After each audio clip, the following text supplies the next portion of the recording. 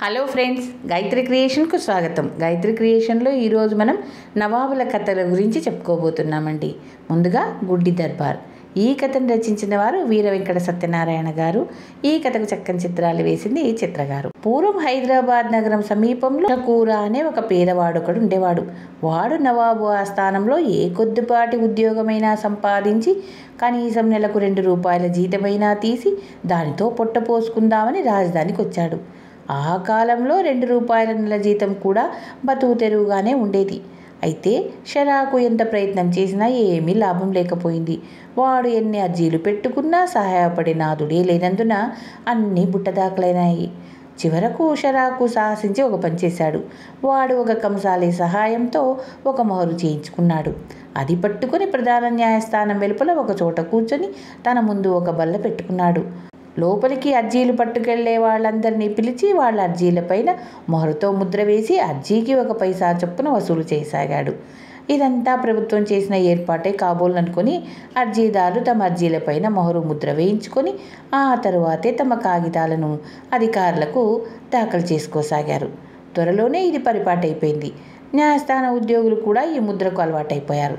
కానీ ఆ ముద్ర ఎందుకు ఉన్నది, ఎవరు వేస్తున్నది, ఏ అధికారంతో వేస్తుంది ఆలోచించేవారే లేరు. షరాకు కొద్ది కాలంలోనే బోలెడంత డబ్బు సంపాదించాడు. తన రహస్యం బయటపడుతుందేమోనని, ఇది నవాబు దాకా పోతే తన తల తీయిస్తాడని వాడికి భయం పట్టుకుంది.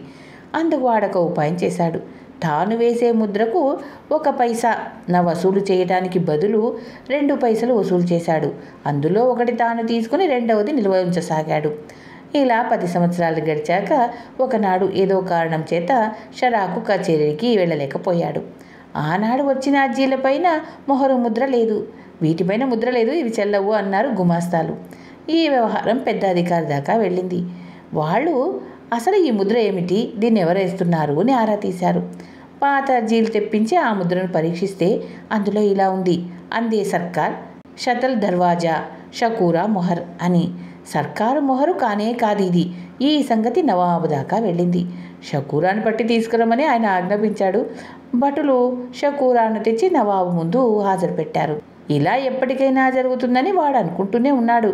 కనుక వాడు తాను పోగు చేసి ఉంచిన పైకం వెంట పెట్టుకుని నవాబు వద్దకు వెళ్ళాడు. నవాబు వాడిని చూసి, ఎవరు నువ్వు, ఈ మొహరు నీదేనా, ఎవరు నీకు అధికారం ఇచ్చారు అని అడగవలసిన ప్రశ్నలన్నీ అడిగాడు. షకూరా దాచకుండా జరిగిందంతా నవాబుకు విన్నవించి, తమ వంతు ఇప్పటికీ 30,000 వసూలైందండి, ఇదిగో ఆ డబ్బు అని ఇచ్చాడు.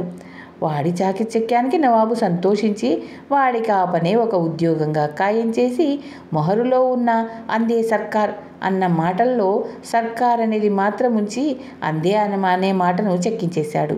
షకూరా మొహరు చాలా కాలం అమల్లో ఉండింది. ఇది అండి షకూరా యొక్క కథ. ఇక రెండవ కథ వంటవాడి తంట.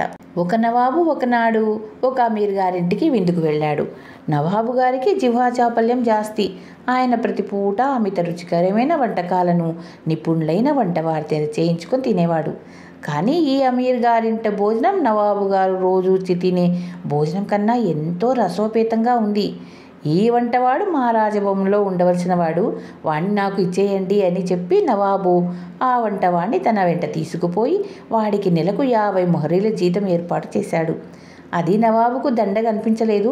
ఎందుచేతనంటే వాడి వంట నిజంగా అద్భుతం. అందుచేత కొంతకాలం గడిచాక నవాబు వాడి జీతం నెలకు 100 మొహరీలు చేశాడు.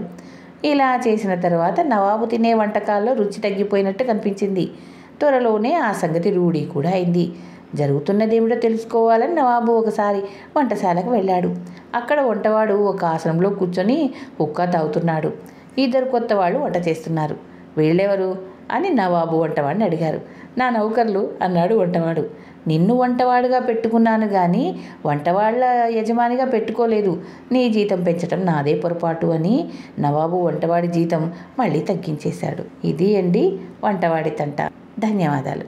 చివరిగా మీకో మాట, నా ఛానల్లోని కథలు మరియు వంటలు మీకు నచ్చినట్టయితే ఓ లైక్ చేయండి. మీ బంధువులకు, స్నేహితులకు, తెలిసిన వాళ్లకు షేర్ చేయండి.